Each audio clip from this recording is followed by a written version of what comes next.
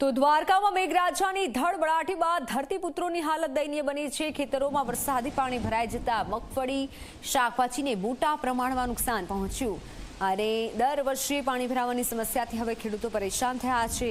રસ્તાના અભાવે 3 મહિના સુધી બાળકો શાળાએ પણ નથી જઈ શકતા।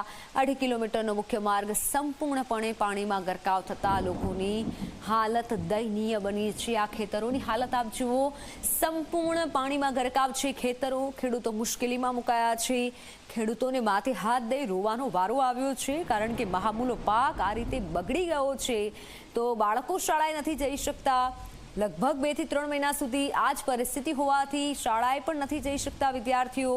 લોકોને ખૂબ મુશ્કેલી પડી રહી છે। પ્રશાસન તરફથી મદદની માંગ કરી રહ્યા છે તમામ ખેડૂતો અને લોકો। દર વર્ષે પાણી ભરાવાની સમસ્યાથી હવે